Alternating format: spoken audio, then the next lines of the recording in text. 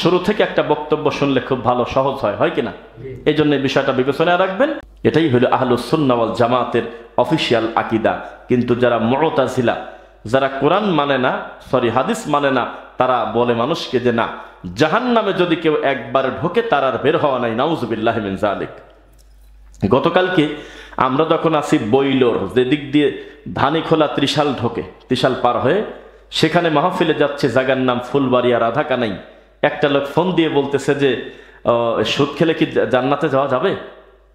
আমি বলছি রোগী কোথার থেকে আসলো রে, এই কি একটা প্রশ্ন? তারপর বলতেছে যে না, একটা লোক শিরিক করে মারা গেছে, তার যে পরিণাম জাহান্নাম হবে আমরা বুঝলাম, তো সুদ খাওয়ার পর যদি সে জাহান্নামে যায় তাকে আবার বের হবে কেন? এটা উনি মানতে পারতেছে না। তখন আমি বললাম যে আপনার প্রশ্ন সুন্দর হয় নাই। সুদ একটা পাপ, বিশাল বড় পাপ। 36 বার জেনা করার থেকে বড় পাপ যদি দিরহামুর রিবা, 1 টাকা 1 দিরহাম কেউ সুদ খায়, এ ব্যাপারে কোনোদিন কোনো সন্দেহ করব না। এটা গুনাহে কাবিরা, এটা ভয়াবহ সৃষ্টি জগতের বড় বড় পাপের ভিতরে একটা, কোনো সন্দেহ নাই। তবে লোকটা অমুসলিম হয়নি, কিন্তু শিরক করলে লোকটার আর ঈমান থাকে না। অন্য শিরিক যদি তার না থাকে, বাকি গুনার কারণে একজন মুমিন শাস্তি পাবে কথা ঠিক, জাহান্নামে যাবে কথা ঠিক, তবে কতদিন থাকবে তা মানুষ জানে না। একদিন আল্লাহ তাকে দয়া করে বের করবেন শুধুমাত্র তার ঈমানের কারণে। দিনের ব্যাপারে কোনো আপোষ নেই। এই ব্যাপারে বক্তব্য দেওয়ার শুরুতে আপনাদের সামনে আমরা অবগত করতে চাই, মানুষের ভালো মন্দ বিচার ফয়সালা দুনিয়াতেই কিন্তু শেষ নয়। যারা নাস্তিক, যারা রবকে মানে না, যারা আল্লাহকে ভয় করে না, তাদের দৃষ্টিতে দুনিয়াতেই সবকিছু। কিন্তু একজন ইমানদার মুমিনের জন্য এটা একটা আল্লাহর সৃষ্টি, একটা জগৎ মাত্র। এরপরে অনেকগুলো ধাপ আমাদের সামনে আরো আছে। দুনিয়ার আগুন যদি কাউকে 30 বছরে ডুবিয়ে দেওয়া যায়, আর যদি সে নাও মরে নাও বাঁচে, লা ইয়ামুতু ফিহা ওয়ালা ইয়াহইয়া, 30 বছর আগুনে পোড়ার পরে যদি সে বেঁচে থাকে, যদিও সম্ভব না, যদি এমন থাকতো, তবুও তার এ কথা বলা ক্লিয়ার, বলা কঠিন যে কবরের 10 মিনিটের আযাব আমার হয়ে গেছে।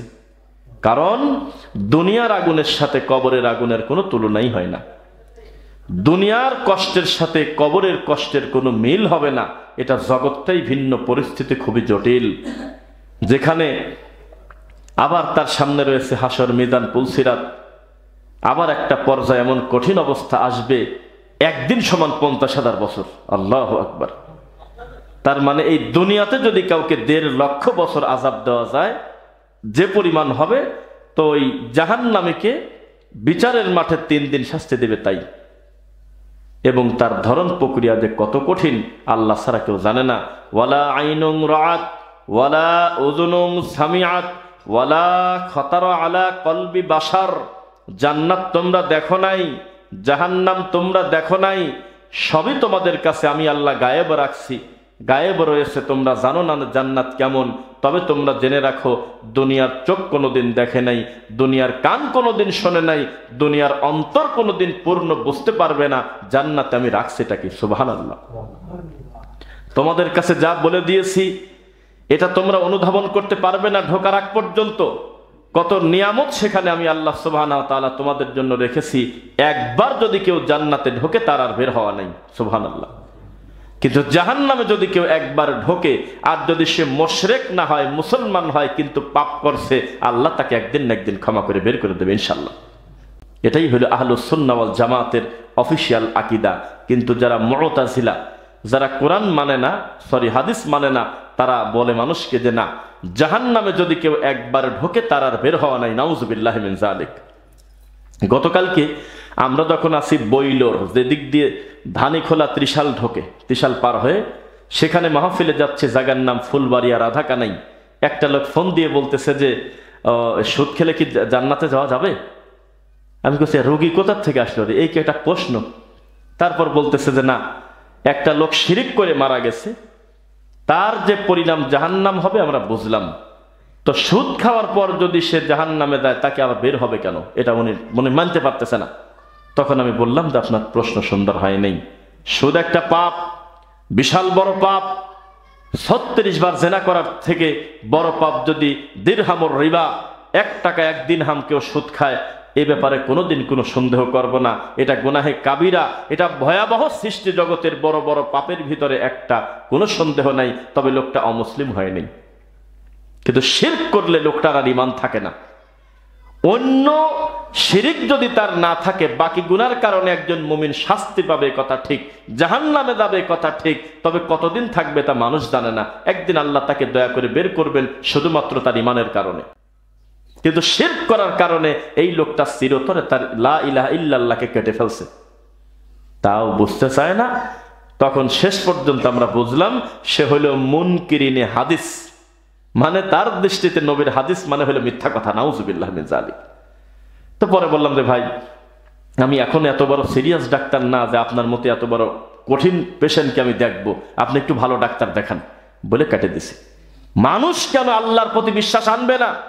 ইন্নাল্লাযীনা কাযযাবু বিআয়াতিনা ওয়াস্তাকবারু আনহা, শোনো হে পৃথিবীর মানুষ, যারা আমার আয়াতকে অস্বীকার করেছো আর অহংকার করে সত্য তোমরা গোপন করেছো, তারা তোমরা জেনে রাখো, লা তুফাত্তাহু লাহুম আবওয়াবুস সামা, আমি আল্লাহ তোমাদের জন্য আসমানের দরজা বন্ধ করে দেব। আল্লাহু আকবার। আমি দরজা খুলবো না। ওয়ালা ইয়াদখুলুনাল জান্নাহ, তোমাদেরকে জান্নাতে ঢুকতে দেওয়া হবে না, তবে তোমরা জান্নাতে যেতে পারো সেই দিন, হাত্তা ইয়ালিজাল জামালু ফি সাম্মিল খিয়াত, যেদিন তোমরা দেখবে কাঁথা সেলাই করা সুইয়ের ভিতর দিয়ে একটা উট আসা যাওয়া করতেছে, সেই দিন। কোরআনের রাতে এটা সম্ভব। সেই দিন তোমরা জান্নাতে যাবে যেই দিন একটা সূচের ছিদ্র দিয়ে উট যাওয়া আসা করতে পারবে, এই কোনোদিন সম্ভব না। এটা একটা কঠিন ধমক, এটা কোনদিন মানুষ পারে না। একটা উট যেতে পারে? সাধারণ একটা সুতা ভরতেই তো পারে না, আরেকজনকে ডাক দেয়, তখন চশমা চোখে দিয়ে তার সুতা ভরতে হয় সুইয়ের ভিতরে। এই তো কোন ছিদ্র দিয়ে কোনোদিন উট যেতে পারে না। তা আল্লাহর আয়াতকে যারা অস্বীকার করে, আল্লাহর আয়াতকে যারা অহংকার করে অবজ্ঞা করে, আল্লাহ বলতেছে আমি তাদের জান্নাতে দেব না। কিন্তু মুসলিম কিন্তু গুনাহ করে, মুসলিম কিন্তু মুখে দাড়ি নাই, মুসলিম কিন্তু পাপ করছে, মুসলিম কিন্তু গালি দিয়েছে, মুসলিম কিন্তু মানুষকে একটা কিছু বলছে, এই সমস্ত কারণে লোকটা বেঈমান হয় নাই, তবে এগুলো পাপ। এই পাপের জন্য আল্লাহর কাছে ক্ষমা চাইলে আল্লাহ ক্ষমা করবে। কিন্তু যদি শিরিক করে ফেলে, তাবিজ গলায় নিয়ে মরে, পীর ফকিরের দরবারের সুতা গলায় নিয়ে যদি মরে, মানুষ ছাড়া অন্য কোনো কিছুর কাছে যদি সন্তান চেয়ে মরে, মানুষ ছাড়া আল্লাহ ছাড়া অন্য কোনো কিছুর নামে যদি একবার মানত করে, কুরবানি করার সময় যদি মুখ দিয়ে খালি একবার বলে আমার বড় ছেলের নামে কুরবানি দিচ্ছে, এই লোকটার আর মুসলিম থাকার সুযোগ নেই। কেননা কুরবানি কোনো মানুষের নামে হয় না, হয় হলো আল্লাহর নামে, মানুষের পক্ষ থেকে হয়। অন্তরে অন্তরে থাকবে আল্লাহ, আমি আমার পরিবারের পক্ষ থেকে আপনার নামে কুরবানি দিচ্ছি। আর যদি কিছুই না বলে মুখ দিয়ে, খালি যদি বলে বিসমিল্লাহ আল্লাহু আকবার, এর ভিতরে সব আছে। পরে মনে মনে বুঝে নিল, হয়ে গেল। আগেই তো তার ভিতরে ইচ্ছা আছে যে আমি আকিকা দিচ্ছি না, কুরবানি দিচ্ছি না, আমি সাধারণ সাদাকা করতেছি, আল্লাহ জানেন না? কিন্তু যদি একবার যদি মুখ দিয়ে বলে বিসমিল্লাহি আল্লাহু আকবার, সেটা বৈধ হয়ে যাবে। কিন্তু আমাদের দেশে দেখবেন, প্রসঙ্গতে মনে পড়ে গেল, হুজুরের হাতে থাকে ছুরি কুরবানির সময়, তো সেই ছুরি থাকে আর হুজুরের হাতে খাতা দেয়, কাগজ দেয়।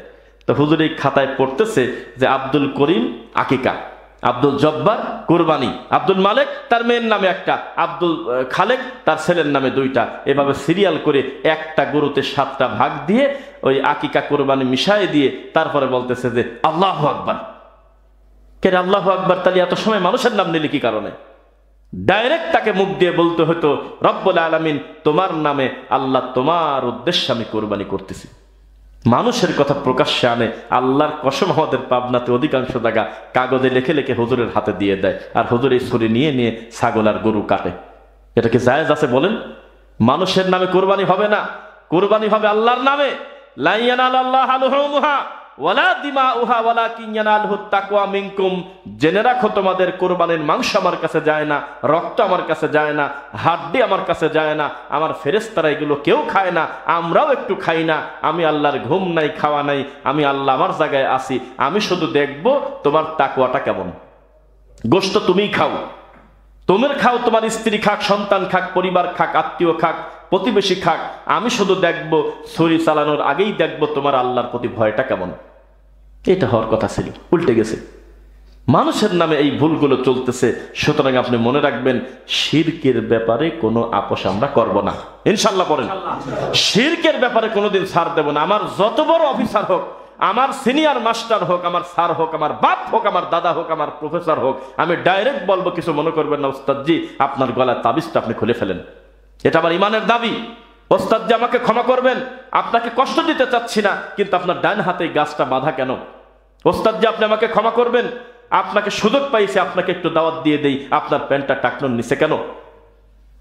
আপনি কি জানেন, একটা লোক অনেক বড় বড় পাপের সাথে জড়িত, সেই লোকটাকে বিচারের মাঠে আল্লাহ তাকাবে না, এমন কথা সরাসরি বলা নাই, তবে টাকনো ঢেকে কেউ কাপড় পরলে আল্লাহ তার দিকে তাকাবেন না। আল্লাহু আকবার। এই দাওয়াত দিতে হবে, কোনো সার দিতে হবে না, কোনো সার দেওয়া নাই। জামালপুর মেলান্দতে ছেলেকে বলছে, বাজান ইদানিং লক্ষ্য করতেছি তোমাকে পান আনতে বলে তুমি আনো না, জর্দা আনতে বললে তুমি আনো না, পাতা আনতে বললে তুমি আনো না, খয়ের আনতে বললে তুমি আনো না, তুমি কি আমার সাথে বেয়াদবি করো? প্রথম প্রথম মা মনে করছে ছেলে মনে হয় ভুলে যায়, পরে নাতির কাছ দিয়ে এই জর্দা দিয়ে পান নিয়ে এসে খায়। তো ছেলে একদিন তার মাকে বলছে আমাদের মাহফিলে আসার আগে, ওস্তাদজি আজ 11 দিন আমার মা আমার সাথে কথা বলেন, আমার প্রতি অসন্তুষ্ট। কেন? বলে আমার মাকে আমি বলছিলাম, মা আমি আমার জীবদ্দশায় আমি এই কষ্টের টাকা দিয়ে আমি কোনো জর্দা হারাম জিনিস কিনে আমি আপনার কাছে আনবো না মা, এটা হবে না, আমি দেব না। তুমি এই মুহূর্তে বলো আমার সাধ্যের ভিতরে কি লাগবে, ছেলে বলো, আমি আমার রুজির সমস্ত টাকা দিয়ে আপনার যা দরকার দেব, আমি সব সময় রেডি, আমি আপনাকে আল্লাহর জন্য ভালোবাসি মা, কিন্তু জর্দা আমি আপনাকে কিনে দেব না মা। তো মা তখন বলল, তোর মতো ছেলে আমার দরকার নেই, পণ্ডিত বেশি তুই, দেশে কি আর কোনো পাপ নাই? দেশের হুজুররা খায়, সেখানে কথা বলো না, বেশি ওস্তাদি করো। এভাবে বলে একটা পর্যায়ে ছেলেকে দূর দূর করে গালিগালাজ করে। ছেলে বলতেছে, দেখলাম যে মা কোনোভাবেই আমার কথা শোনে না, তখন আমি মনে করলাম আল্লাহ নবীর সেই কথা, ফাসাল্লিম আলাইক, অন্তত সালাম দিয়ে হলেও সম্পর্ক ঠিক রাখো। আমি আমার মাকে বলি আসসালামু আলাইকুম, আমার মা উত্তর দেয় না, তবে আমি সালামটা দেই। সহ্য করতে পারে না আমার মা, একবেলা ভাত না খেলে থাকতে পারে, কিন্তু পান না খেলে আমার মা চলতে পারবে না, জর্দা দিয়ে শুধু পান খাবে না। তখন আমাকে বলতেছে যে আমার ভিতরে অপরাধ বোধ হচ্ছে, এই কারণে আল্লাহ আমাকে শাস্তি দিবেন কিনা। তখন আমি বললাম আমি কিছু বলবো না, আমি একটা হাদিস বলবো, হাদিসের রাবি হলে আলী রাদিয়াল্লাহু আনহু। সুবহানাল্লাহ। আলী রাদিয়াল্লাহু আনহুকে জিজ্ঞাসা করা হলো যে খালেক আর মাখলুকের ব্যাপারে আপনার সিদ্ধান্ত কি? তিনি বললেন, লা তাআতা লি মাখলুকিন ফি মা'সিয়াতিল খালিক। মুখামুখি যদি খালেক আর মাখলুকের কথা লেগে যায়, তাহলে খালেকেরটা মেনে নাও, মাখলুকেরটা বাদ দিয়ে দাও। যদি তোমার সামনে দুইটা চয়েস আছে, তুমি কি তোমার রবকে খুশি করবে না মানুষকে খুশি করবে? বিনা বাক্যে তুমি রবকেই খুশি করো, মানুষের খুশিটা বাদ দিয়ে দাও। এখন আমি তাকে বললাম, মায়ের গলা থেকে তাবিজ খুলতে গিয়ে, মায়ের মুখ থেকে হারাম দ্রব্য বের করতে গিয়ে, মাকে কবর পোদা থেকে বের করতে গিয়ে, মাকে একজন পীর সাহেবের কাছ থেকে বাঁচাতে গিয়ে, মা যদি কথা নাও বলে, আল্লাহর কাঠগড়ে আপনি আসামি হবেন না। দুনিয়াবি সম্পর্ক আপনি চেষ্টা চালিয়ে যাবেন, সালাম কালাম যত খেদমত তার লাগে, কিন্তু ইচ্ছাকৃতভাবে কোনো হারাম কাজে তাকে সহযোগিতা করবেন না। কয়টা পরিবার এরকম বুঝবে? প্রত্যেকটা পরিবার যদি মনে করতে, আব্বা এই দুনিয়াতে হালাল রুজির অভাব নাই, কিসের ভিত্তিতে আপনি 1 লক্ষ টাকায় 10,000 টাকা মাসে সুদ খান? এই টাকা দিয়ে চাউল কিনে ভাত আমরা খাবো না আব্বা, আপনার আমানতে আমরা আছি, এই কথা ঠিক। এই দুনিয়াতে বৈধ রুজির কোনো অভাব নাই। আব্বা রাগ করবেন না, আব্বা দিনের ব্যাপারে আমি আপনাকে ছাড় দেব না। আজকে আমি যদি কিছু না বলি, কালকে আমার ছোট ভাই তো আরো কিছু বলবে না, এভাবেই আপনি চলতে থাকবেন, আপনি জাহান্নামের আগুনে জ্বলেন, আমি এটা সহ্য করতে পারবো না আব্বা। যেভাবে হোক এই সুদ আপনাকে ত্যাগ করতে হবে, নইলে আপনি আমাদের কি করবেন করেন। আপনার এই খাবার আমরা খেতে চাচ্ছি না, যদিও আমাদের জন্য খাওয়া জায়েজ আছে, যেহেতু বিকল্প পথ নেই, তবে আমরা কি করবেন করেন। কঠিন একটা জবাবদিহির আওতায় যদি আনতেন মায়ের সঙ্গে বুদ্ধি করে, আশা করি সমাজ থেকে সুদ ঘুষ একটু কমতো কিনা। হুট করে অফিসার সাহেবের বেতন হলো 30,000, মাল টাকার বান্ডিল নিয়ে আসে এক রাত্রে 5 লাখ। ছেলেও দেখলো আব্বার ব্যাগে টাকা, বউও দেখলো আব্বার ব্যাগে টাকা, একটা লোক মুখ দিয়ে বলল না যে তোমার কাছে এতগুলি টাকা কি উপরতে নাজিল হয়েছে? কি এমন মানে উদ্ধার করে আসলে মানুষের, কি এমন কাজ করে আসলে একবারে এক বৈঠকে তোমার 5 লক্ষ টাকা ব্যাগ ভর্তি, এ টাকা আমরা বাড়িতে ঢুকতে দেব না, এ টাকা গেটের বাইরে রেখে আসো। এইরকম জবাবদিহিতা যদি আল্লাহর ভয় থাকতো কোনো যুবকের, আমি আশা করি গোটা পরিবার ঠিক করার জন্য একটা ছেলে যথেষ্ট, ইনশাআল্লাহ। কি বলেন? কিছুই নাই, জবাবদিহিতা নাই, আরামে চলতেছে, খাচ্ছে, মজা করতেছে। ও বুঝতে পারতেছে না যে আবেদ আলীদের টাকা কত খারাপ, কত কঠিন। ও বোঝে নাই আবেদ আলীরা কত খারাপ, সে বোঝে না। তারা তাহাজ্জুদ পড়বে, তারা ছবি তুলে তুলে মানুষকে দেখাবে, এখন আমি রুকু করতেছি, এখন আমি সেজদা করতেছি, এখন আমি দান করতেছি, এখন আমি মসজিদে এই করতেছি, এখন আমি অমুককে কম্বল দিলাম। এগুলো তাদের দেখানো, মূলত কোটি কোটি টাকা দুর্নীতি করে এই দেশটা শিক্ষা ধ্বংস করে দিয়েছে আবেদ আলীর মতো খারাপ লোকরা। নামটা কত সুন্দর, আবেদ আলী, নামটা কি খারাপ? কতক্ষণ নামটা কি খারাপ? আবেদ, আল্লাহর বান্দা, এত সুন্দর একটা নাম, কিন্তু দেখেন তার কর্মকাণ্ড কত খারাপ। তাকে বলা হলো, এই যে আপনি আমার সোনার টুকরা, সোনাদের ছেলেদের এই অ্যাডমিশনের জন্য বিভিন্ন পরীক্ষার কথা বলে কোটি কোটি টাকা আপনি ধ্বংস করেছেন, তাদেরকে আপনি বিসিএস পর্যন্ত প্রশ্ন ফাঁস করে আপনি এই যে জাতির ধ্বংস করেছেন, এই টাকাগুলো রাখছেন কোন জায়গা? কয় যে আমি টাকা তবলিগ জামাতে আল্লাহর রাস্তায় খরচ করে ফেলছি। কত দুঃখের কথা। মানে খারাপ জিনিস দিয়ে উদাহরণ দিতে হয় না, এ তো চুরি করে গরু কোরবানি দেওয়ার মতো। চুরি করা একটা পাপ, গরু কোরবানি দেওয়া একটা বিশাল নেকি। নেকি আর গুনাহ কাটাকাটি হয়, গোস্ত খাবি ফাও। এই নোংরা চিন্তা চলবে? পাপ পাপ, নেকির নেকি, হালাল হালাল, হারাম হারাম। কি বলেন আপনারা? যতই দান সাদাকা করেন, আপনি যদি এভাবে মানুষকে ধ্বংস করে, শিক্ষা যখন ধ্বংস করে দেয়, নীরবে সব কথা হয়তো মুখে বলতে পারি নাই, আল্লাহ তোমার ঘরে এই মসজিদে, এই পূর্বাচল আহলে হাদিস মসজিদে দাঁড়িয়ে বলতেছি, ভিতরে রক্তক্ষরণ হয়েছিল। আল্লাহ, এভাবেই যদি তারা নিয়োগ বাণিজ্য করে, এভাবেই যদি তারা বিভিন্ন পরীক্ষার নাম করে কোটি কোটি টাকা নিয়ে আমাদের দেশটা ধ্বংস করে, তাহলে যে সমস্ত লোক চেয়ারের বসতেছে তারা কত অযোগ্য লোক। তাদের দ্বারা তো দুর্নীতি হবেই, কারণ চাকরি শুরুই করছে 1 কোটি টাকা ঘুষ দিয়ে, এ টাকা তুলবে না? এই তো পরিস্থিতি। নাউজুবিল্লাহ মিন যালিক। রাসূল সাল্লাল্লাহু আলাইহি ওয়াসাল্লাম বলেছেন, আলী রাদিয়াল্লাহু আনহু, আমি শুধু নিষেধ করেছি তা নয়, আমার উপস্থিতিতে আমি তোমাকে ডাইরেক্ট অর্ডার দিচ্ছি, তুমি কোনো ছবি মূর্তিকে ছাড়বে না, তুমি কোনো ছবি মূর্তি ছাড়বে না, তুমি কোনো উঁচু কবর ছাড়বে না, তুমি ভেঙে ফেলো। ইসলাম মানে এসব খোশ গল্প না, ইসলাম মানে হলো হাতে হাতে ফল। ডক্টর জাকির নায়েককে বলল যে এই 2020 সালে এসে মানুষের হাত কাটবো, এই একটা কথা? একটা মানুষের আমরা মাটির নিচে গাড়ি দেবো বুক পর্যন্ত, আর তাকে পাটকেল মারিয়ে দিয়ে মুখ ভেঙে দেব, এটা কোন ধরনের শরীয়তের নিয়ম? এটা তো হিউম্যান রাইটসের বিরোধী, এটা তো মানবাধিকার লঙ্ঘন। এই 2020 সালে, 15 সালে, 24 সালে এসে একটা লোক চুরি করেছে, সেজন্য আমি হাত কাটবো? একটা লোকের ফিতনা সৃষ্টি করছে, আমি বিপরীত মুখে হাত পা কেটে দেবো? একটা লোক ভুল করে একটা মেয়ের সাথে একটা কাজ করে ফেলছে, সেজন্য আমি 100 লাঠি পিটায় এলাকা থেকে বের করে দেবে 1 বছরে? আপনাদের কোরআনে অমানবিক কথা। নাউজুবিল্লাহ। বলতেছে এটা কেমন কথা? তখন তিনি বললেন যে বোন, আপনি যে প্রশ্নটা করলেন, আপনি খালি আমাকে সাক্ষী দেন, আল্লাহর এই মাটির উপরে পৃথিবীতে সবচাইতে ধর্ষণ কম কোথায় হয়? তখন বিনা বাক্যে স্বীকার করে নিল, কয় সৌদি আরব। বিনা বাক্যে স্বীকার করে নিল, যেখানে যেখানে আল্লাহর এই বিধানটা চালু আছে, সব চালু আছে, তা কিন্তু আর বলেন না। আর জোর করি জান্নাতে ঢোকা দিতে চান না কাউকে। তাদের ভুল আছে, যেটা অন্যায় সেটা বলবেন, কিন্তু যেটুক ভালো চালু আছে, এর ফলে কিন্তু জেনা ব্যভিচার আসলে সেখানে কম হয় না? আপনি সত্যি করে বলেন তো দেখি, এই ব্যবস্থা যদি আমাদের দেশে চালু থাকতো, জেনা কমতো বাড়তো নাকি থাকতো? খালি কমতো, প্রায় শূন্যের কোঠায় চলে আসতো ইনশাআল্লাহ, কিন্তু উপায় নেই। তো এটাই হলো ইসলামের সৌন্দর্য। ইসলাম মানে হলো হাতে হাতে ফল।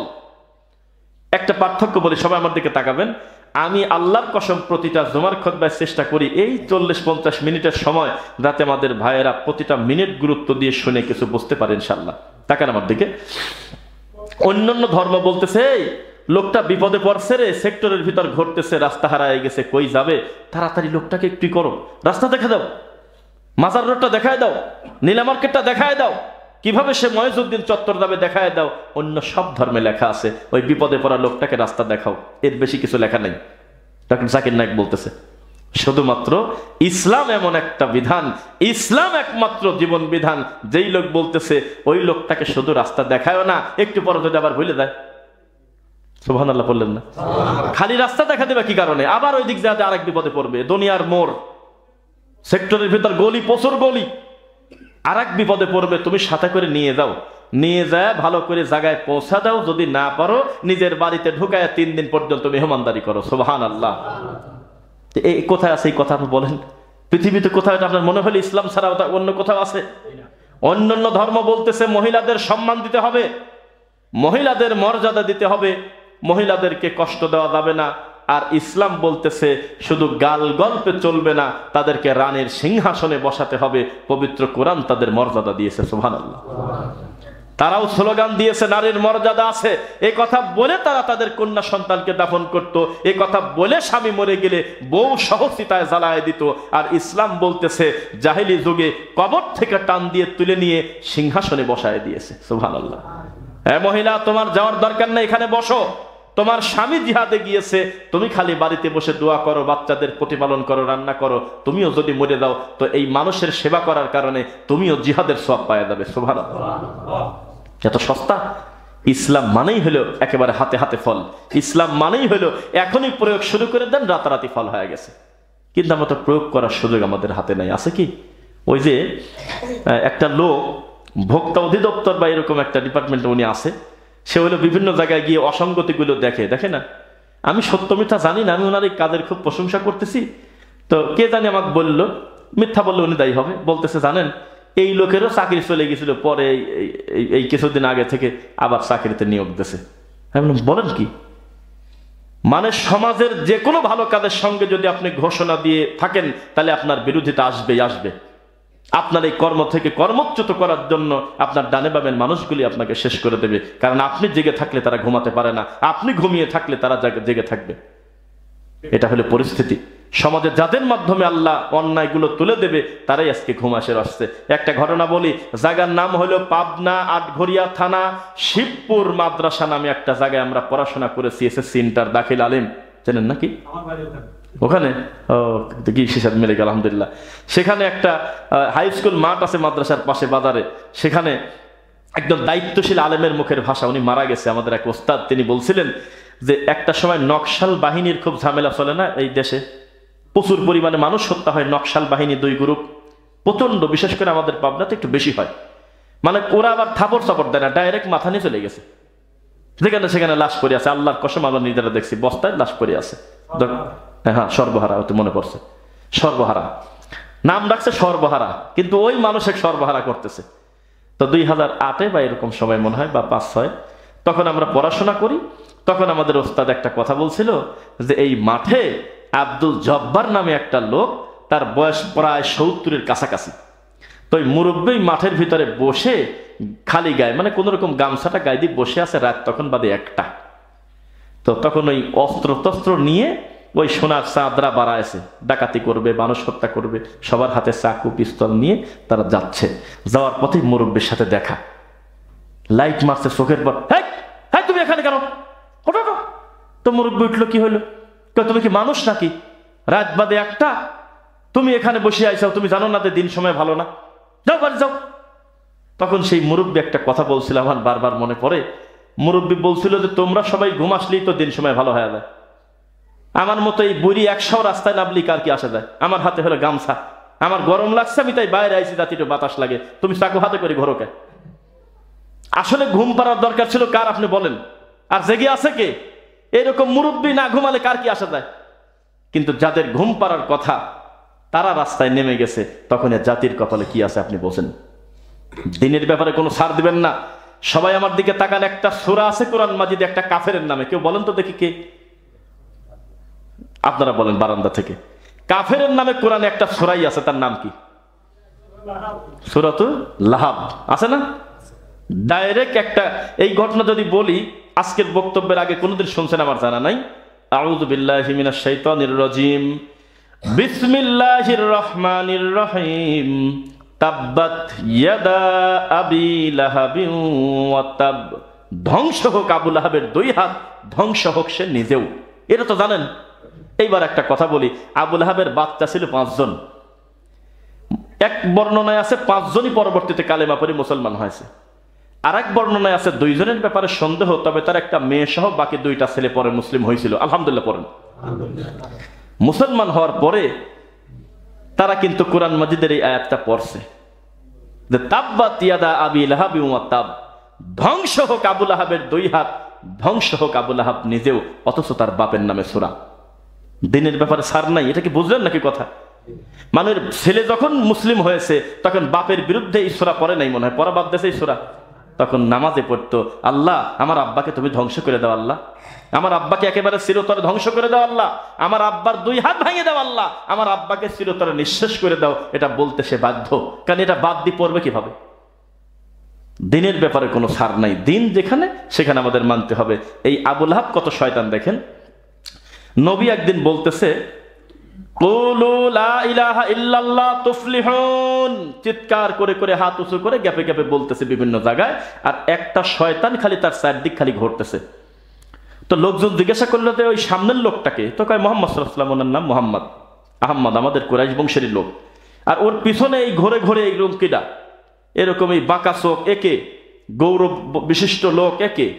তো বলতেছে এটা আব্দুল মুত্তালিবের আর এক ছেলে, ওই সামনে যে আছে তারই এক চাচা। তো উনি এক কথা কয়, উনি এক কথা কয়, ব্যাপারটা কি বলে? তো উনি বলতেছে আল্লাহকে স্বীকার করো, পরো যে লা ইলাহা ইল্লাল্লাহ, তাহলে তোমরা সফল কাম হয়ে যাবে। আর পিছনের এই শয়তান এই প্রত্যেকটা লোকের কাছে আবার করছে যা তা না কয়, পাগলের কথা মানো না। তাহলে এই চাচা ভাতিজার এই দ্বন্দ্ব কিভাবে মিটাবেন? তখন আবু লাহাবকে বলা হলো তুমি এগুলো কেন করতেছো, সে তো তোমারই ভাতিজা। তখন আবু লাহাব বলল আমার দেহে যতক্ষণ পর্যন্ত শ্বাস আছে ততদিন পর্যন্ত আমি লাত মানাত উজ্জাত আমার আল্লাহকে আমি কবর দিতে দেব না, আমি এক আল্লাহকে কোনোদিন মানব না। সারাটা জীবন তিনি কষ্ট দিয়েছে আমার রাসূলকে। দৃশ্যমান ইসলামের শত্রুর ভিতরে আবু লাহাব একজন, কি আছে না? সেই আবু লাহাবের নামে কোরআন মাজিদ একটা সূরাই আছে। আমি এই দিন যেদিন দেখলাম স্পষ্ট বর্ণনা, ফাতহুল কাদির ইবনে মাজাহ ৪র্থ খণ্ড ৩৯২, ইবনে মাজাহ ৪র্থ খণ্ড ৪৯১ নম্বর পৃষ্ঠা দেখলাম যে আবু লাহাবের ছেলেরাও পরবর্তীতে অধিকাংশ মুসলমান হইল।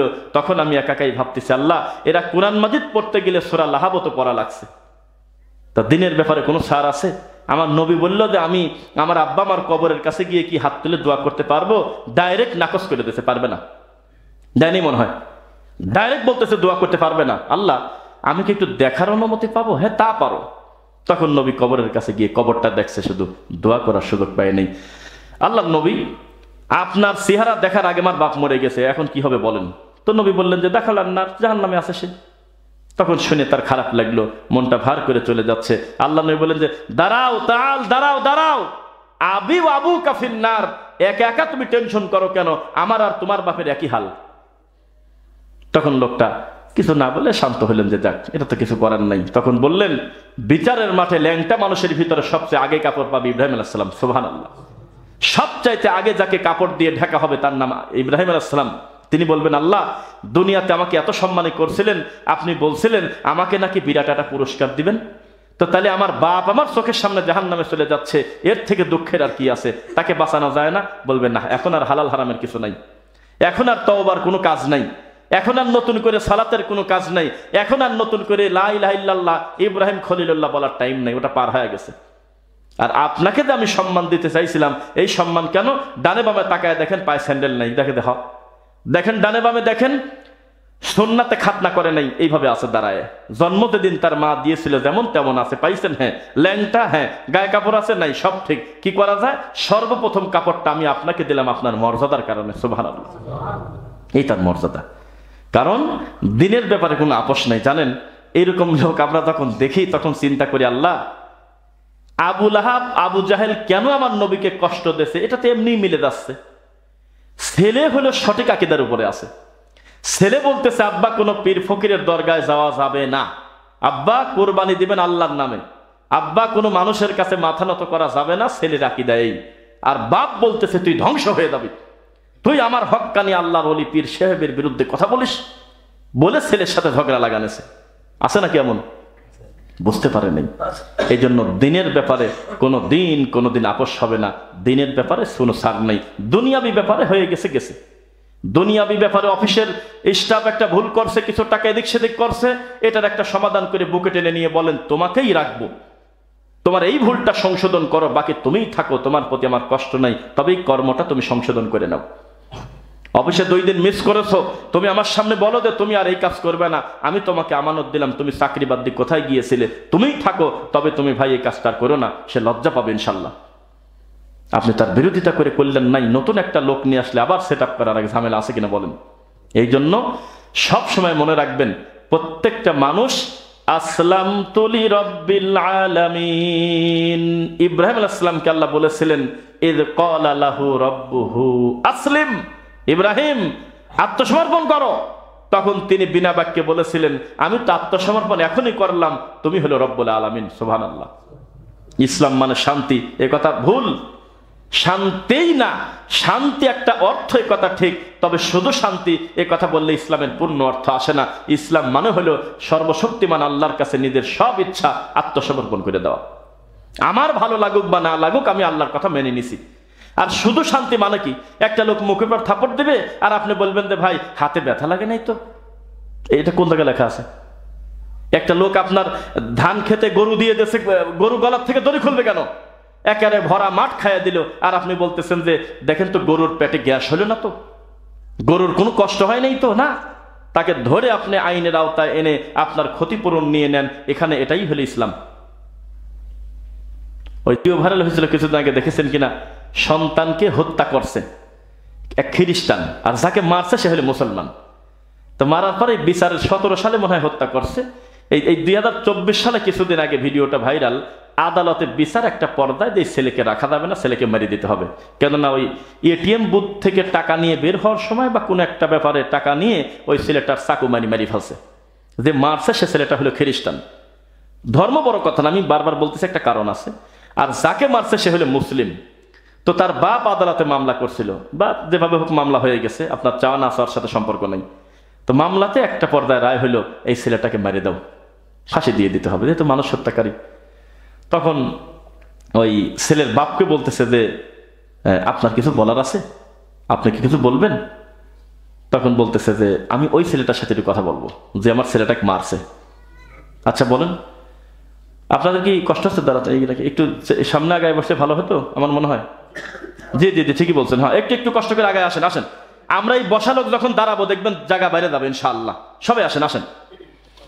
আল্লাহর কাছে কত বলি জানেন, খুব দ্রুত আমরা আশাবাদী, আমাদের এই পূর্বাচল আহলে হাদিস মসজিদ হাজার হাজার মানুষ আমরা একসাথে সেজদা দেব আল্লাহকে ইনশাআল্লাহ। একটু অপেক্ষা করেন, একটু দোয়া করেন, আল্লাহ সহজ করবে ইনশাআল্লাহ। তো যে কথা বলতেছিলাম সবাই খেয়াল করবেন। ওই বলতেছে যে আপনার ছেলেকে যে মারিয়ে দিয়েছে, এখন আপনি ওর ফাঁসি দেবো একটু পরে, আপনার কিছু বলার আছে কিনা? তখন ওই যে হত্যা হয়েছে তার বাপ ওই ছেলের দিকে তাকায় বলতেছে তোমার নাম কি? অমুক। তো বলতেছে আমি তোমাকে মাফ করে দিলাম। পুরো আদালত থ মেরে গেছে। জজ সাহেব নীরব, কলম ধরে, সবাই একদম ওয়াকআউট হয়ে গেছে, সাইলেন্ট। এ কি বললোটা কি? মাফ করে দিলাম, এটা কিসের ভিত্তিতে বলে? তো বলে যে তোমার পর আমার খুব একটা রাগ হচ্ছে না, আমার রাগ হচ্ছে সেই ইবলিসের প্রতি যে আমার সন্তানকে সুশিক্ষা দিয়েছে আর তোমাকে দিয়েছে কুশিক্ষা। আমি তোমাকে ক্ষমা করলাম এই কারণে, তুমি যদি আমার ছেলে জীবিত থাকতো আর তুমি তার ছেলেকে হত্যা করতে, আমার ছেলে একই কাজ করতো, তোমাকে মাফ করে দিত। আমি সে শিক্ষা দিয়েই আমার বেটাকে মানুষ করছিলাম। ব্যাংক থেকে টাকা নিয়ে বাড়িতে যাচ্ছিল, তুমি তাকে মারিয়ে দিছো শুধু শয়তানের লোভে, কুমন্ত্রণায় পড়ে। আমার দুঃখ হচ্ছে ওই শয়তানের প্রতি, আমার লজ্জা হচ্ছে, আমার দুঃখ হচ্ছে যে আমরা তোমাদেরকে ভালো প্রতিপালন করতে পারি নাই, তোমাদেরকে সুশিক্ষা দিতে পারি নাই, কোনটা ভালো আর কোনটা মন্দ। সামান্য একটু গাঁদা খাওয়ার লোভে, সামান্য একটু দুনিয়াবি হয়তো একটু মদ বা কিছু একটা নেশার কারণে তুমি আমার ছেলেকে মারিয়ে দিলে, তবে আমি তোমাকে মারবো না, আমি তোমাকে ক্ষমা করে দিলাম। শিক্ষা কই, আমার ছেলে বাঁচে থাকলে এই কাজই করতো, তোমাকে মাফি করে দিত, সে তোমাকে কিছু বলতো না। আমি তাকে ওই শিক্ষা দিয়েই দুনিয়াতে আনছি। মুহাম্মদ সাল্লাল্লাহু আলাইহি ওয়াসাল্লাম ওয়ালাউ কুনতা ফাজ্জান গালিজাল কলবি লানফাদ্দু মিন হাওলিক। আপনি কি জানেন আপনার কাছে লোকজন এত বেশি বেশি বেশি আসে কি কারণে? না, কারণ একটা, আপনি মানুষের সাথে মিষ্টি ব্যবহার করেন। সুবহানাল্লাহ। যদি কর্কশ হতেন, রাগ করে গালি দিতেন, লানফাদ্দু মিন হাওলিক, এই লোকজন আপনার কাছ থেকে ভেগে চলে যেত। ফাফু আনহুম ওয়াস্তাগফির লাহুম ওয়াশাওয়িরহুম ফিল আমর। মানুষের সাথে পরামর্শ করেন আর ভালো কাজ করেন আর মানুষকে আপনি ক্ষমা করে দেন, সেজন্যই তো আপনার এই গুণ। সুবহানাল্লাহ। তো দিন যে এমন একটা গুরুত্বপূর্ণ ব্যাপার, এই মসজিদে আমি একটা মুসল্লিকে যদি এখন জিজ্ঞাসা করি, ভাই এই দুনিয়াতে জন্ম নেওয়ার পর থেকে এখন পর্যন্ত আপনার আল্লাহর প্রতি সবচেয়ে বেশি কৃতজ্ঞতা কিসের জন্য? আপনার সঠিক উত্তর দেওয়া উচিত ছিল আল্লাহর দিনের প্রতি আমি সন্তুষ্ট। আমাকে আল্লাহ দিন দিয়েছে, এর থেকে বড় নিয়ামত আমার আর পৃথিবীতে নাই। ওই যে আমরাই তো পড়তাম ইংরেজিতে যে money is lost, nothing is lost. টাকা পয়সা চলে গেলে ক্ষতি হলে এটা কিছুই না, আবার ঠিক হয়ে যাবে। এটা পড়তাম না আমরা, health is lost, something is lost. আর যদি শরীর অসুস্থ হয়, শরীর খারাপ করে, হেলথ অসুবিধা হয়, একটা পর্দা আবার ঠিক হবে, এটা স্বাভাবিক ব্যাপার। But character is lost, everything is lost. যদি চরিত্র খারাপ হয়ে যায়, আচরণ খারাপ হয়ে যায়, দিন ধর্ম যদি আমি কিছু না বুঝি, আমার সবই চলে গেছে। কথা বোঝা যাচ্ছে? তাহলে আমরা আজকে আমাদের খুতবার মূল কথা, লা ইলাহা ইল্লাল্লাহর ব্যাপারে আমরা কোনোদিন ছাড় দেব না। আল্লাহর ব্যাপারে কোনো কটু কথা আমরা ছাড় দেব না। রাসূলের ব্যাপারে কোনো ব্যঙ্গ আমরা কোনোদিন ছাড় দেব না। এই ব্যাপারে আমরা সবাই এক, ইনশাআল্লাহ। কারণ একটা কাফের যখন ষড়যন্ত্র করে আমাদের এই বাংলাদেশটা নিয়ে, তখন কিন্তু হানাফি আহলে হাদিস বিরোধী করে না, ও মুসলমান দেখলেই বিরোধিতা করে। ও তখন এইটা দেখে না যে হাতটা বুকে আছে না নিচে আছে, ও কিন্তু এইটা দেখে না যে আমিন জোরে হচ্ছে না আস্তে হচ্ছে, ও খালি দেখে মুসলমান মানেই হলো আমাদের শত্রু, নাউজুবিল্লাহ। তখন আমাদের কোনো দল দেখা যাবে না, আমাদের সবাইকে বলতে হবে যে না, আমরা আসি, রেডি, আসো, গরুর পেশাব খায় তুমি আসো, আমি গরুর দুধ খায় আসি। দুঃখে মরি, এক একটা বিকৃত, এক একটা জোকার এমন এমন ভাবে নোংরামি করে আমাদের এই দেশের ব্যাপারে তারা উপস্থাপন করে, এত খারাপ ভাবে আমাদের দেশটা নিয়ে নোংরামি করে, ভিতরটা ছিঁড়ে যায় দুঃখে। যেসব রোগী, আরে তুই খাস হলো গরুর সোনা, তুই খাস হলো গরুর গোবর, আর আমি খাই হলো গরুর মাংস, আমি খাই হলো গরুর দুধ, তুই আমাকে হুমকি দিস, নাউজুবিল্লাহ মিন যালিক। মুসলমান কোনোদিন সংখ্যার পাগল না, মুসলমানের জয় আসবে উপর থেকে ইনশাআল্লাহ। আল্লাহর নবী সেদিন খুব কষ্ট পাইছে, যেদিন যুদ্ধে রওনা দেশে আর পিছন থেকে শয়তান টানি নিয়ে চলে গেছে লোক 3 ভাগের 1 ভাগ। তার নাম কি?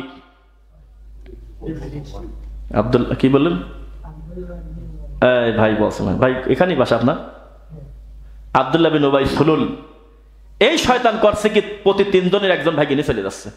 আল্লাহর নবীর দৃশ্য দেখে তিনি বাচ্চা মানুষের মতো কষ্ট পেয়েছেন, দুঃখ করেছেন, আহারে আমার এই গড়া লোকদেরকে শয়তানি করে নিয়ে চলে যাচ্ছে যুদ্ধের মাঠ থেকে, আমরা এমনি কম লোক।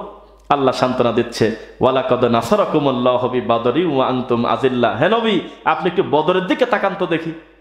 বদরে আপনারা ছিলেন মাত্র 313, আর ওরা ছিল 1000-এর উপরে। আমি কি জয় দেইনি? বলেন সুবহানাল্লাহ।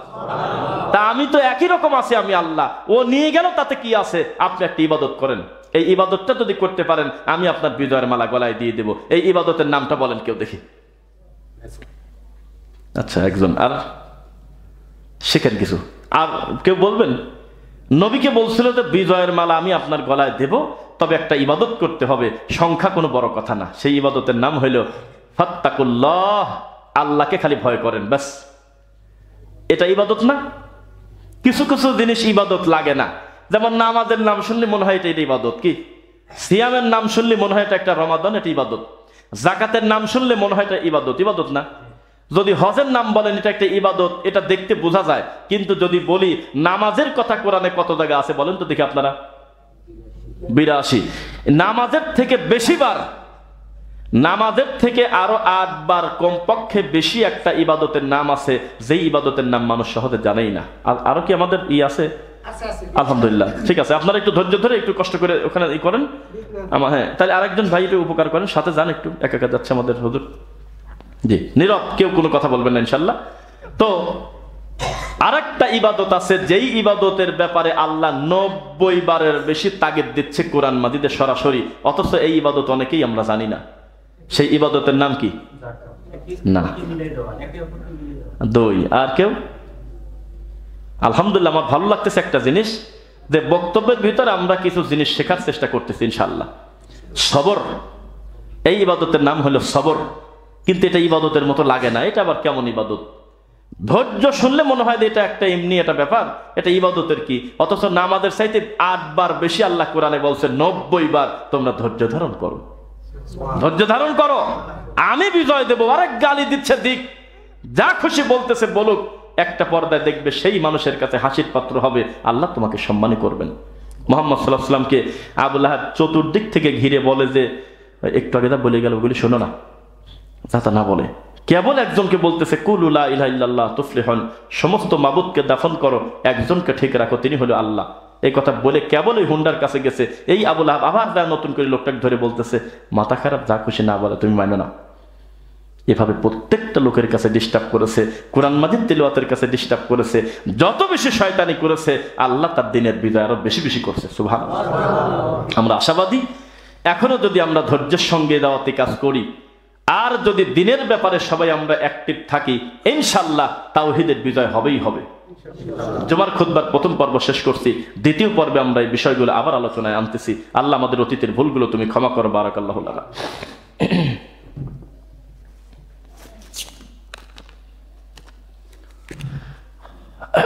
আলহামদুলিল্লাহ। ফাইন্না খায়রাল হাদিসি কিতাবুল্লাহ ওয়া খায়রুল হুদা হুদা মুহাম্মদ সাল্লাল্লাহু আলাইহি ওয়াসাল্লাম ওয়া শাররুল উমুরি মুহদাসাতুহা কুল্লা মুহদাসাতিন বিদআ ওয়া কুল্লা বিদআতিন দালালা ওয়া কুল্লা দালালাতিন ফিন্নার। রব্বির হামহুমা কামা রাব্বায়ানি সগীরা রব্বির হামহুমা কামা রাব্বায়ানি সগীরা। আলহামদুলিল্লাহ, আমরা সবরের একটা পর্যায়ে ছিলাম কথার, দিনের ব্যাপার। দিন কত কঠিন জিনিস দেখেন। আজকে আপনি সহজে আল্লাহকে আল্লাহ বলতে পারতেছেন, সহজে কোরআন মাজিদ পড়তে পারতেছেন, কেউ এসে বন্ধ করে দিচ্ছে না, এই কোরআন বন্ধ করো। অন্যভাবে বাধা দিচ্ছে, কিন্তু সরাসরি বলে না যে নামাজ পড়লে কিন্তু তোমাদের মারবো। কেউ কি বলছে কথা? তার মানে খ্রিস্টানও যদি মালিক হয়, সেও কিন্তু তার কর্মচারীদেরকে নামাজের একটা পরিবেশে রাখে। ইল্লা আইয়াশা আল্লাহ, কিছু ব্যতিক্রম আছে। কিছু মুসলিমও তো, ওই যে এর আগে দেখছিলাম আরং নাকি নাম, যাই হোক, কিছু এরা দাড়ি নিয়ে মানুষের সাথে ঠাট্টা মস্করা করলো, আরো অনেকে এরকম করে। তবে সেটা ব্যতিক্রম, তার শাস্তি আল্লাহ দিবেন। কিন্তু বেশিরভাগ হিন্দুরা পর্যন্ত তাদের কর্মচারীকে বলে যে তোমার ধর্ম তুমি পালন করো, নামাজের সময় নামাজের ছুটি দেয় না। আর মুসলমান বলতেছে আমার কাপড় ভালো না, কও তো জ্বালা। এইটা শুনলে আমি দুঃখে মরি। যে কয় কি, ইসলাম এত সুযোগ দিল যে পানি নাই, তাতে কি, মাটি তো আছে। অনেক কথা বেড়ে যাচ্ছে, সবাই আমার দিকে তাকান। আল্লাহ নবী একদিন বলতেছে, খালিফুল ইয়াহুদা ওয়ান নাসারা, তোমরা ইহুদি খ্রিস্টানের বিপরীত করো। সল্লু ফি নিআলিহিম, ইহুদি খ্রিস্টান জুতা খুলে নামাজ পড়ে, তোমরা জুতা পরে নামাজ পড়ো। আল্লাহর কসম, বুখারীর হাদিস। আবার পড়তেছি, খালিফুল ইয়াহুদা ওয়ান নাসারা, তোমরা ইহুদি খ্রিস্টানের বিপরীত করো। ওরা জুতা খুলে নামাজ পড়াটাকে বেশি আদব মনে করে, ধর্ম পালন করে। তবে তোমরা জুতা পরে সালাত আদায় করো, যদি নিচে ময়লা না থাকে, খারাপ কিছু না থাকে। আল্লাহ নবী নামাজ পড়াতে ইমামতি করতেছে, ইমামতি করতে করতে জুতি খুলে ফেলছে। এইটা দেখে এখন মুসল্লিরা তার চোখ বন্ধ করে নেই, ওরাও জুতা খুলছে। নবী সাল্লাল্লাহু আলাইহি ওয়াসাল্লাম সালাম ফিরানোর পর বলল যে জুতা কই তোমার এসব? আল্লাহ নবী, আপনি রানিং নামাজে জুতা খুললেন, তা আপনাকে অনুসরণ করা ফরজ, আমরা জুতা খুলে ফেলছি। তখন নবী নিষেধ করলেন যে তোমাকে জুতা খুলতে এই পণ্ডিতি করতে বলছে কি? এভাবে অনুসরণ করতে বলা হয় নাই, এটা আমার জন্য খাস। একটা রানিং নামাজে আমার কাছে জিবরাইল আছে, তোমার কাছে কে আছে? আসি বললো যে আপনার জুতার নিচে ময়লা আছে, আপনি জানেন না, এই নাপাকির কারণে সমস্যা, আপনি তাড়াতাড়ি খুলে ফেলেন। তখন আমি নামাজ শিখে থাকলেও খালি জুতাটা খুলছি, তোমরা খুললে কি কামে? তোমাদের জুতার নিচে ময়লা। আর আমাদের দেশে মসজিদে যদি পরিষ্কার জুতা পাই দিয়ে নামাজে আসেন, এমনি যে জ্বালা, কি যে করবি তার শেষ নেই। পরে আসেন, এটা বাধ্য না। তবে এখনো সৌদি আরবে ওই আমলটা যাতে করা যায় মাঝে মধ্যে, এখন যেহেতু আধুনিক টাইলস হয়ে গেছে, পাপস হয়ে গেছে, মোজা, ভালো পরিবেশ করা আছে। আর সৌদি আরবের ওই ধুলা মসজিদ আলী, তাতে কি পায়ে পায়ে গুতা দিলে ধুলা চলে যায়। তো তখন এই আমলটা করবে কিভাবে? আমি নিজে দেখছি জেদ্দাতে গিয়ে মাঝে মধ্যে দেখছি কিছু কিছু মসজিদে ওই জুতা আছে, পরিষ্কার পরিচ্ছন্ন জুতা সাইডে রাখা। মসজিদে এসে জুতাটা পায়ে দিয়ে নামাজ পড়ে, আমার নবী পড়ছে, সুবহানাল্লাহ। দুই, যদি ছোট নাপাকি যদি পায়ের নিচে থাকেও, আল্লাহ মাটিকে বলছে মুতাহির। মুতাহির মানে কি? না, পবিত্র তো তহের, তহের পবিত্র। মুতাহির মানে যে পবিত্র করতে পারে, যার মাধ্যমে পবিত্র হয়। মাটিতে ঘষা লাগলে, দীর্ঘ সময় হাঁটলে ছোটখাটো ময়লা সেটা নিচে থাকে না। তারপরেও যদি থাকে নিশ্চিত সেটা ভিন্ন কথা। আমাদের দেশে জানাজায় এলান করে দিচ্ছে জুতা খুলে ফেলেন। আবার কিছু কিছু রোগী দেখে, আল্লাহ ক্ষমা করুন, এরা করে কি, জুতা খোলে, ওই জুতার পর পাও দেয়। তো কি হলো? দেখেন নাই, জুতাটা খুলে জুতার পর পাও দিয়ে রাখে, এ কোন বিপদ কোন? তাহলে খুললো কি কারণে? না, নিশ্চিত যদি না জানেন তখন মানে আলাদা কথা। যদি জানেন যে ময়লা তখন খুলবেন, নইলে জুতা পায়ে দিয়ে সালাত আদায় করলে শরীয়তের কোনো ক্ষতি নেই, এটা ভালো। দুই, আমরা কাবা ঘরের পূজা করি না, আমরা হাজরে আসওয়াদ পাথরের পূজা করি না, আমরা মসজিদে নববীর পূজা করি না, আমরা এই মসজিদের এই দেওয়ালের পূজা করি না, আমরা করি আমার রবের ইবাদত। ওই যে বলা হচ্ছে ওমর রাদিয়াল্লাহু আনহু, হাজরে আসওয়াদ পাথর রে, তুই তো একটা পাথর, এরকম পাথর এই মক্কা মদিনায় কোটি কোটি পড়ে আছে এখনো। তোর ভিতরে কোনো কল্যাণ নাই, তুমি কাউকে ভালোও করতে পারো না, মন্দও করতে পারো না। আমার নবী এখানে ঠোঁট লাগাছে তাই আমি চুমা দিলাম, তাছাড়া তুমি তো পাথর। আল্লাহর হুকুম হয়েছে তাই দিলাম। ডক্টর জাকির নায়েককে বলতেছে যে আপনি আমাদের মূর্তি পূজার বিরোধিতা করেন, আপনারাও তো কাবাকে মূর্তি হিসেবে মানেন। তখন তিনি বললেন, কে বলছে আপনাকে? এই কাবার উপরে দাঁড়িয়ে আজান হয়, আজান হয় না? না, এই কাবার উপরে জুতা পায়ে দিয়ে দাঁড়িয়ে আজান হয়েছে শত শত বছর। এই কাবার ভিতরে গিয়ে আমরা আল্লাহকে সেজদা দেই, আমরা কখনো কোনো প্রতিমূর্তি, কখনো কোনো দেওয়ালের পূজা করি না। আর তোমরা কি আছো এমন যে তোমাদের মূর্তির মাথার উপরে পাও দিয়ে তোমরা পূজা করো? তাই কি সম্ভব? তো বলে আমরা আল্লাহর ইবাদত করি, কিন্তু কাবা মক্কা এটা হলো আল্লাহর নিদর্শন। আল্লাহ বলে দিয়েছে এইভাবে এইভাবে করো, সেজন্য আমরা এটাই করি। 1 রাকাতের সমান 1 লক্ষ রাকাতের নেকি, সুবহানাল্লাহ। কিন্তু মূলত আমরা আল্লাহর ইবাদত করি, নাকি পাথরের পূজা করেন? না। এইটা মানুষ, এইটা বোঝানোর জন্য নবী সাল্লাল্লাহু আলাইহি ওয়াসাল্লাম বললেন, খবরদার, লা তুতরুনি কামা আতরাতিন নাসারা ইবনে মারইয়াম। ঈসা নবীর মতো খ্রিস্টানরা যেমন বলছিল আমাদের নবী এতই ভালো যে তিনি আল্লাহর ছেলে, নাউজুবিল্লাহ। খবরদার, তোমরা আমাকে নিয়ে বাড়াবাড়ি করো না। আমি একটা মানুষ, আল্লাহ আল্লাহ, পুরো আলাদা। আল্লাহ খালেক, আমি মাখলুক। খবরদার, তুলনা করো না। তবে তোমাদের থেকে আমার মর্যাদা বেশি। আমি আল্লাহর বান্দা এবং রাসূল, তোমরা রাসূল না। কথা বোঝা যাচ্ছে? কিন্তু আমরা বাড়াবাড়ি করতে গিয়ে নিজের ইমানটা ধ্বংস করে ফেলি। আল্লাহ ক্ষমা করুন, বলেন আমিন। এইবার দেখেন, অতিভক্তি করতে গিয়ে আমাদের ধর্মটা যদি জাদুকরি ধর্ম বানাই, এবার সবাই একটু হাসির খোরাক দেই, তবে সেই হাসির খোরাকটা আমি ব্যক্তিগতভাবে দিলে জাহান্নামে যাব। যেহেতু বাস্তবতা ঘটতেছে সেজন্য সত্যিটা বলি। দায়িত্বশীল একজন আলেম বক্তব্য দিচ্ছে, তার নামের আগে আছে আল্লামা। তিনি ৭৩,০০০ টাকা নিয়ে গেছে দিনাজপুর সিরির বন্দর থেকে কয়েকদিন আগে মাহফিল করে। সেই লোকটা বক্তব্য দিচ্ছে আব্দুল কাদের জিলানীর একটা খাস মুরিদের বউ মরে গেছে। মরার পরে দৌড়ে গেছে তার স্বামী আব্দুল কাদের জিলানীর কাছে, তাড়াতাড়ি আমার বউ এনে দেন, আমার ৩-৪টা বাচ্চা এতিম। এই সমস্ত নিরীহ বাচ্চা নিয়ে এখন আমি একা একা কি করবো? আজরাইলের জ্ঞান বুদ্ধি নাই? এইভাবে বলে। তখন আব্দুল কাদের জিলানী বললো, বলো কি তুমি, কত সময় আগে নিয়ে গেছে? কয়েকদিন এদের সামান্য একটু আগে, মনে হয় 20 মিনিট আগে নিয়ে গেছে। কয়েকদিন তাহলে বেশি দূর যায় নাই, আমি একটু দৌড় দিয়ে ধরি। তখন ও দৌড় দিছে পিছন পিছন, বারবার হাত ইশারা করে, কিন্তু ধরা দেয় না। যত আব্দুল কাদের জিলানী দৌড়ায়, আজরাইল আরো জোরে দৌড়ায়। যদিও আজরাইল তার নাম না, নাম হলো বলেন তো কি? মাশাআল্লাহ, হানিফ ভাই বলছে মালাকুল মাউত, কিন্তু আজরাইল নামে প্রতিষ্ঠিত পাওয়া গেছে বেশি, মার্কেট পাওয়া গেছে বেশি। মালাকুল মাউত দৌড় দিচ্ছে, আর আব্দুল কাদেরকে বলতেছে, তুই যা, সর, আমাকে ধরিস না। কয়, না, আমি তোমাকে ধরবই। বারবার যখন ধরতেই পারলো না, দূর থেকে গিয়ে জোরে করে থাবা মারছে। তো থাবা দেশে যেই ব্যাগে লাগেছে, সেই ব্যাগের মধ্যে ওই দিন আরো শত শত হাজার হাজার লোকের জান কবজ করছে। জোরে করে থাবা দেওয়ার কারণে ব্যাগ ছিঁড়ে গেছে। কোন দুঃখে ব্যাগ ছিঁড়ে রুহগুলি পড়ে গেছে। তো বলতেছে, যেখানে যেখানে এই রুহু পড়ছে, সেখানে সেখানে আল্লাহর ওলি পীর পয়দা হয়েছে। এই তো পাবলিক কথা, সুবহানাল্লাহ। এই হলো আমাদের বাংলাদেশ। আপনি বলেন তো দেখি, এরকম নোংরা কথা কি রামায়ণেও আছে? নদী দিয়ে চলে যাচ্ছিল, হলো বড়ই না পেয়ারা না আপেল, আব্দুল কাদের জিলানীর বাপ খাইছে, এটা কি কোনো পাপ? মাউল জারি, প্রবাহিত পানি, ওই পানির উপরে কোনো ফল থাকলে আল্লাহর কসম ওই ফলের মালিকানা থাকে না। আপনি বোঝেন নাই তাই কথা বললেন। নদী দিয়ে ভেসে দেওয়া জিনিসের মালিকানা হয় না, আপনি বোঝেন না কেন? এই জিনিসটার এটা ফল মাত্র। মালিক যদি দেখে যে আমার চোখের সামনেও খাচ্ছে, কোনো দিন বলবে না তুই খালি কে। তারপরে তার প্রচন্ড ক্ষুধা, আর ক্ষুধা লাগলে তো শুকরের মাংস খাওয়া যায় না, বোঝেন না মনে হয়? কোরআনের আয়াত, যদি দেখো যে কুকুরের মাংস, শুকরের মাংস ছাড়া, হারাম জিনিস ছাড়া তোমার পেট ভরার মতো জিনিস নাই, তবে বেশি খাও না, যেটুক খালি জান্ডা বাসে ওইটুক খাও, মরা কুত্তাই খাও, মরা গরুই খাও। এইটুক সে বোঝে না। আব্দুল কাদের জিলানীর বাপেরা নয়, বড়ই খাইলই, আপেল খাইলই। এইটা খাওয়ার কারণে এমন বিপদে পড়ছে, এই বড়ই আলা নাকি তা খুঁজে বাই করি 18 বছর কামলা খাটাইছে।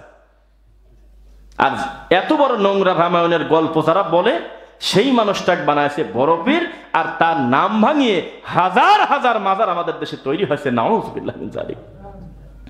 বায়েজিদ বোস্তামি জীবনে দেশ চেনেই না। বায়েজিদ বোস্তামি দুনিয়াতে জন্ম নিয়েছিল, আমি নিশ্চিত এই লোকটা বাংলাদেশের নাম না শুনি মরে গেছে। অনলাইন ছিল না যেহেতু, এ না আমি শুনছি আমার বিশ্বাস হয় না, সেই লোকের নামে সিলেটে চট্টগ্রামে মাজার আছে। তো একটা লোকের কি ফটোকপি বিভিন্ন দেশে থাকে? তাকে ডবল পার্ট। এই সেম নামে ইন্দোনেশিয়া মাজার, সেম নামে আফগানিস্তানে মাজার, সেম নামে আর এক জায়গা দেখা গেল 22টার উপরে তার মাজারটা আছে কোন জায়গা নিচে শুয়ে। তাহলে বোঝা গেল কোনো জায়গা কলা গাছ, কোনো জায়গা গরু, বিভিন্ন জিনিস গাড়ি গাড়ি ধুয়ে নাম দিয়েছে সুন্দর সুন্দর নাম। নাউজুবিল্লাহ। খবরদার, দিনের ব্যাপারে কোনো ছাড় দিবেন না। বাড়িতে যদি পীর পূজারী, কবর পূজারী, মাজার পূজারী থাকে, তা আপনি একা একা ইবাদত করি আর কত দূর আগাবেন? তাকে দাওয়াত দিবেন না? দাওয়াত দিবেন কিনা বলেন? দাওয়াতি কাজ করবেন। আমি খুতবা দিচ্ছি, তবে আমি সামনের দিকে তাকে আমার খুব আত্মারা ভরে যাচ্ছে। আমার মনে হচ্ছে যে এর থেকে বড় শুকরিয়া আল্লাহর হতে পারে না যে আল্লাহর ঘরে আল্লাহর বান্দা দিয়ে পূর্ণ থাকবে। সুবহানাল্লাহ। মাদ্রাসার সবচেয়ে বড় সৌন্দর্য হলো মাদ্রাসার কোরআন পড়ার ছাত্ররা। মসজিদের সবচেয়ে বড় সৌন্দর্য আল্লাহর ঘরের মুসল্লি, নাকি বলেন? একটা গ্রামে 4টা মসজিদ, সব মসজিদ এক জায়গা করলে তার খরচ হবে প্রায় 10 কোটি টাকার মসজিদ। সব মসজিদের স্কোয়ার ফিট এক জায়গা করলে প্রায় 20,000 স্কোয়ার ফিট হবে। সব মসজিদের জায়গা এক জায়গা করলে প্রায় 4.5 বিঘা জায়গা হবে মসজিদের। সবাই যদি পূর্ণ করে সালাত আদায় করে, প্রায় 10,000 লোক সালাত আদায় করতে পারবে আল্লাহর ঘরে। কিন্তু ফজরের নামাজের সময় একামত দেওয়ার লোক খুঁজে পাওয়া যায় না। তো এটা কি মসজিদের হক হইল? তাহলে মসজিদের হক আল্লাহর ঘরে এসে আমরা আল্লাহকে শ্রদ্ধা দেবো ইনশাল্লাহ, নাকি বলেন? আর যখন আমরা সালাতে আসব, আমাদের চিন্তা থাকবে আমরা একটু আগে যাবো। ভাই পারবেন ইনশাল্লাহ? ভাই যে আমরা একটু আগে যাবো মসজিদে ইনশাল্লাহ, যে আমি যাব, আমার যাওয়ার পরে যেন ইমাম সাহেব আযান দেয় ইনশাল্লাহ। এটা যদি করেন তাহলে অনেক কথাগুলো আমরা বুঝতে পারবো, জানতে পারবো। শুরু থেকে একটা বক্তব্য শুনলে খুব ভালো, সহজ হয়, হয় কিনা? এই জন্য এই বিষয়টা বিবেচনায় রাখবেন।